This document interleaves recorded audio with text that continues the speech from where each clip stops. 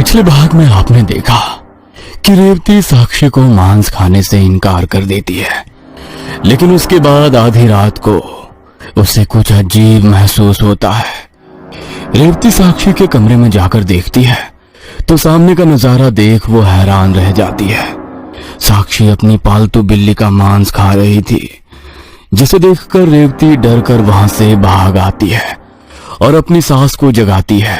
अब आगे सुनीता रेवती का अजीबोगरीब व्यवहार देखकर काफी परेशान हो जाती है और उसका डर दूर करने के लिए साक्षी के कमरे में देखने के लिए आती है। जैसे ही सुनीता कमरे का दरवाजा खोलती है, हैरत से उसकी आंखें फटी रह जाती है। रेवती, इधर आओ जरा। नहीं माँ जी, मैं नहीं आऊंगी। अब देख लिया ना आपने, मैंने कहा था ना मत जाइए वहाँ। अब आप चलिए यहाँ से, मैं अंदर नहीं आने वाली। मैंने कहा ना अंदर आ, देख अपनी आंखों से देख। सुनीता रेवती का हाथ पकड़कर उसे साक्षी के कमरे के अंदर खींच लेती है। अंदर का नजारा देखकर तो रेवती भी हैरान रह गई थी। कमरा बिल्कुल साफ सुथरा दिखाई दे रहा था और साक्षी मासूमियत से अपने बिस्तर पर आंखें बंद करके सो रही थी। कमरे में ऐसा कुछ भी नजर नहीं आ रहा था जैसा रेवती ने बताया था। बहू, क्या है ये सब? यहाँ पर कोई भूतिया उपन्यास की कहानी चल रही है क्या? तुमने जरूर कोई बुरा सपना देखा होगा और आकर पूरा घर सर पर उठा लिया। साक्षी तो बड़े आराम से सो रही है और यहाँ कमरे में मुझे ऐसा कुछ नजर नहीं आ रहा जैसा तुमने कहा था। जान निकाल कर रखती तुमने मेरी। मुझे ऐसा लगता है तुम ठीक नहीं हो। ऐसा करो, तुम अपने कमरे में जाकर आराम करो और सुबह भी तुम्हें जल्दी उठने की कोई जरूरत नहीं है। सुबह मैं नौकरों से कहकर काम करवा लूंगी। तुम अपने कमरे में आराम करना। साक्षी को मैं अपने कमरे में ले जा रही हूँ। आज वो मेरे कमरे में ही सोएगी। मैं ध्यान रखूंगी उसका। नहीं माँ जी, मुझे कोई धोखा नहीं हुआ। मैंने सब कुछ अपनी आंखों से देखा था। आप बस राज को फोन करिए, उन्हें जल्दी से जल्दी घर बुलाइए। मेरा दिल बहुत घबरा रहा है। अच्छा ठीक है, अभी तू शांत हो जा और आराम कर। मैं फोन करती हूँ राज और विराज को। कुछ नहीं होगा, हिम्मत रख। ऐसे घबराने से तो तेरी तबीयत बिगड़ जाएगी। भरोसा रख, मैं हूँ तेरे साथ। कुछ गलत नहीं है यहाँ। सास के समझाने पर रेवती अपने कमरे में चली जाती है और सुनीता भी साक्षी को गोद में उठाकर अपने कमरे में लाकर अपने बिस्तर पर ही उसे सुला लेती है। साक्षी को सुलाने के बाद सुनीता कमरे की लाइट बंद कर देती है और खुद भी बिस्तर पर आंखें बंद करके लेट जाती है। जैसे ही कमरे में सन्नाटा होता है, अचानक से बिस्तर पर सोई साक्षी की आंखें खुल जाती है और उसके चेहरे पर एक डरावनी मुस्कान दिखाई देने लगती है। सुबह होने में अभी 2 घंटे बाकी थे और रेवती के लिए ये 2 घंटे बिताना जैसे बहुत मुश्किल हो रहा था। सुबह के 5 बज गए थे और सुनीता अपने कमरे से बाहर आकर हॉल में बैठी हुई थी। तभी रेवती भी अपने कमरे में आकर हॉल में बैठ जाती है। तू इतना जल्दी क्यों उठ गई? मैंने कहा था ना तुम सुबह में आराम करना। साक्षी का स्कूल वगैरह मैं देख लूंगी। माँ जी, अब सोने की बात कर रही हैं।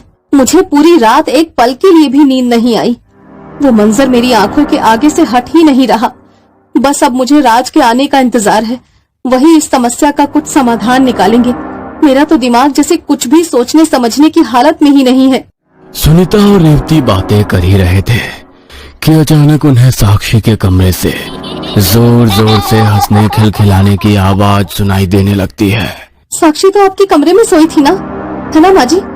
फिर ये उसके कमरे से किसके हंसने की आवाज आ रही है? ऐसा लग रहा है जैसे 2 लोग साथ में हंस रहे हों। वही मैं भी सोच रही हूँ बहू। साक्षी तो 7 बजे से पहले उठती ही नहीं है। ये कब उठी और अपने कमरे में जाकर खेलने भी लगी? मैंने तो उसे उसके कमरे की तरफ जाते हुए नहीं देखा। तू कहे तो मैं देख कर आऊं? नहीं माँ जी, मैंने कहा था ना उस कमरे में कुछ है। आप प्लीज मत जाइए। मुझे तो पूरा यकीन है रात में भी जो मैंने देखा वो कोई सपना नहीं था, ना मेरे मन का वहम था। मैं पागल नहीं हूँ। रेवती बहुत ज्यादा डरी हुई थी। सुनीता की भी डर से हालत खराब थी और साक्षी के कमरे से लगातार हंसने बोलने की आवाजें सुनाई पड़ रही थी। दोनों घबराई हुई सीधी कमरे की ओर देख रही थी कि तभी रेवती को अपने कंधे पर एक गर्म सा हाथ महसूस होता है। रेवती मुड़कर देखती है तो उसे अपने पीछे साक्षी खड़ी हुई दिखाई देती है, जिसे देखकर रेवती की चीख निकल जाती है। क्या बात है मम्मा, आप मुझे देखकर चीखी क्यों? तुम यहाँ कब और कैसे आई? दादी के कमरे से आई तो देखा आप दादी के साथ कुछ बात कर रहे हो, इसीलिए मैं भी आपके पास ही आ गई। लेकिन आप डर क्यों गई मम्मा? ये आवाज सुन रही हो तुम? अगर तुम यहाँ हो तो तुम्हारे कमरे से आवाज कैसे आ रही है? अभी बताती हूँ, चलो मेरे साथ, खुद देख लो। साक्षी अपनी माँ और दादी को लेकर अपने कमरे में जाती है तो देखती है कि अंदर बेड पर साक्षी की गुड़िया पड़ी हुई है और वही लगातार हंसी की आवाज अपने माइक से बजा रही थी। मम्मा मेरी डॉल है ना, ये उसका कमाल है। इसमें कोई भी अपनी वॉइस रिकॉर्ड कर सकता है और जब चाहे सुन सकते हैं। डॉल को बिस्तर पर पड़ा देखकर रेवती और सुनीता की जान में जान आ जाती है। देख लिया बहू, तिल का ताड़ कैसे बनता है। क्या बात थी और हम क्या समझ रहे थे। एमिली एक बात बताओ, मैंने तो बस एक ही हंसी की आवाज रिकॉर्ड की थी, फिर ये दूसरी आवाज किसकी थी? हाँ समझ आया, तुझे मेरी मम्मा को परेशान करने में बहुत मजा आता है ना? साक्षी की बात सुनकर डॉल एक बार फिर से साक्षी को देखकर मुस्कुराने लगती है। साक्षी बेटा, आओ अब स्कूल के लिए रेडी हो जाओ। दादी की आवाज सुनकर साक्षी स्कूल के लिए रेडी होने लगती है और कुछ देर बाद स्कूल के लिए निकल जाती है।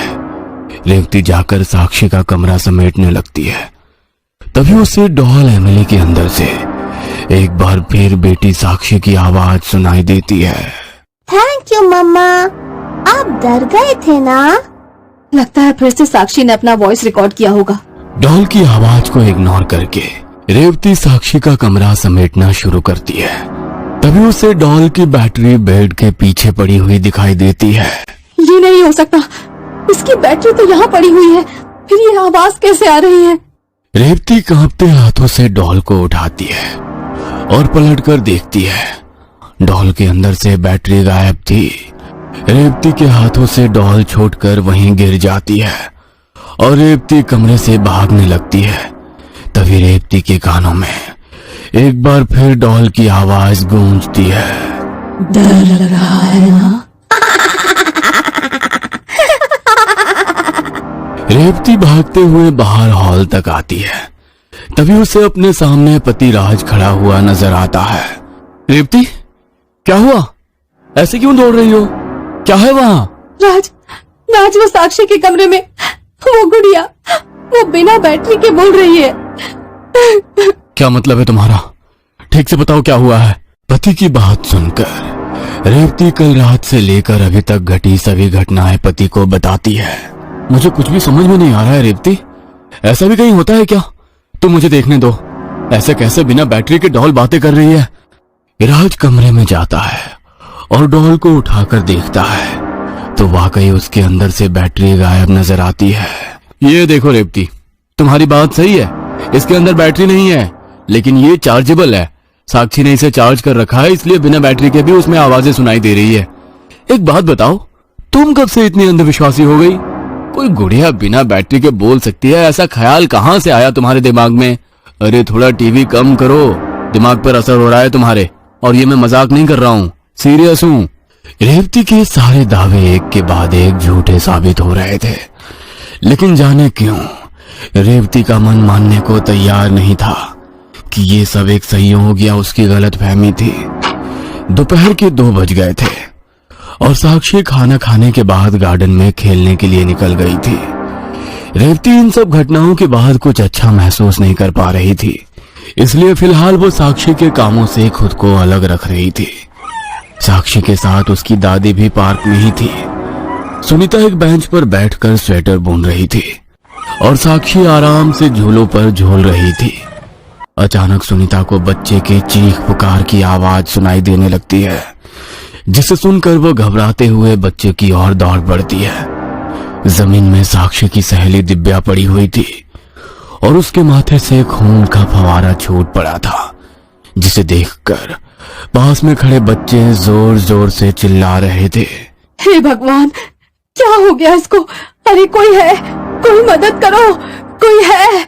जहां एक तरफ पार्क के सभी बच्चे दिव्या को देखकर चीख चिल्ला रहे थे, वहीं साक्षी उसे देखकर खिलखिलाकर हंस रही थी। साक्षी, साक्षी, ये क्या बदतमीजी है? तुम उसे देखकर हंस क्यों रही हो? देख नहीं रही हो कितनी चोट लगी है उसे? अरे गौरव बेटा, क्या हुआ है इसे? ऐसे कैसे अचानक से दिव्या को इतनी चोट लग गई? गौरव सुनीता को कुछ देर पहले हुई घटना के बारे में बताने लगता है। ए साक्षी, तू कब से इस स्विंग पर झूल रही है? अब मुझे झूलने देना। तुम लोग उधर जाकर खेलो, इधर मैं और एमिली खेल रहे हैं ना। अरे हम इतनी देर से यहाँ वेट कर रहे हैं और तूने यहाँ अपनी फालतू सी डॉल को कब से झूले पर बैठा रखा है। हटा इसको यहाँ से, अब मुझे झूलना है। दिव्या, हाथ मत लगाना मेरी एमिली को। मैंने बोला ना, यहाँ हम दोनों खेल रहे हैं, तुम लोग उधर जाकर खेलो। साक्षी के झूला खाली करने से इनकार देने पर दिव्या को गुस्सा आ जाता है और वो साक्षी की डॉल को उठाकर जमीन पर पटक देती है और खुद जाकर झूले पर झूलने लगती है। ये देखो, वो पड़ी तुम्हारी एमिली जमीन में। जाओ चेक कर लो, कहीं हाथ पैर टूट गया हो उसका। मेरी डॉल को झूले से उतारकर तूने अच्छा नहीं किया। अपनी डॉल को उठाकर साक्षी वहीं खड़ी होकर दिव्या को घूरने लगती है। तभी अचानक से झूला जोर जोर से हिलने लगता है, जिसके कारण दिव्या बहुत डर जाती है। झूले की स्पीड लगातार बढ़ती ही जा रही थी, जिसे देखकर आसपास के सारे बच्चे बहुत डर गए थे। लेकिन साक्षी दिव्या को डर से रोते हुए देख मुस्कुरा रही थी। तेजी से हिलते हुए झूले पर दिव्या ज्यादा देर तक संभल नहीं पाती और वहां से नीचे गिर जाती है। जैसे ही दिव्या जमीन पर गिरती है, उसके सर से खून निकलकर चारों ओर बिखरना शुरू होता है। उसे देखकर साक्षी जोर जोर से हंसना शुरू कर देती है।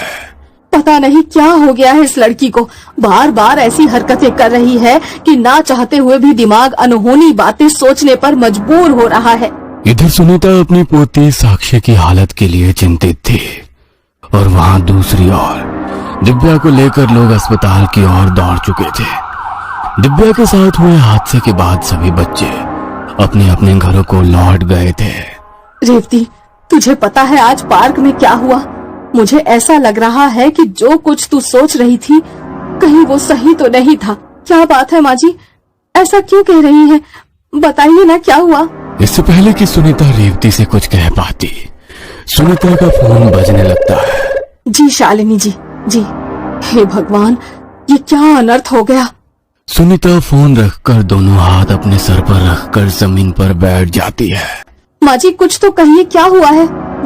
रेवती, वो दिव्या नहीं रही। क्या बोल रही हैं आप? सुबह ही साक्षी के साथ स्कूल गई थी, ऐसा कैसे हो सकता है? सुनीता रोते हुए रेवती को पार्क में हुई सारी घटना बताने लगती है।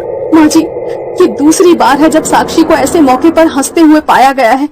कुछ तो गलत हो रहा है, कुछ तो ऐसा है जो हमारी समझ से बाहर है। रेवती और सुनीता दिव्या की मौत के सदमे और साक्षी के अजीब बर्ताव से बहुत सदमे में थी। सुनीता अपने बेटे को फोन करके बुलाती है। क्या हो गया माँ? आप दोनों ये छोटी छोटी चीजें भी हैंडल नहीं कर सकते हैं? ऐसे रोज रोज काम छोड़कर मैं घर पर तो नहीं बैठ सकता ना। बताइए अब क्या आफत आ गई है? बेटा, बात उतनी छोटी नहीं है जितना हम समझ रहे हैं। आज साक्षी खेलने के लिए पार्क में गई थी। वहाँ इसका एक बच्चे के साथ झगड़ा हुआ और कुछ ही देर में उस बच्ची का झूला जोर जोर से हिलने लगा, जिस पर से गिरकर उसकी मौत हो गई। और सबसे हैरानी की बात ये है कि उस बच्ची को खून में लथपथ देखकर जहाँ बाकी बच्चे रो रहे थे, साक्षी जोर जोर से हंस रही थी। अभी भी तुझे ये सब इम्पोर्टेंट नहीं लग रहा है तो ठीक है,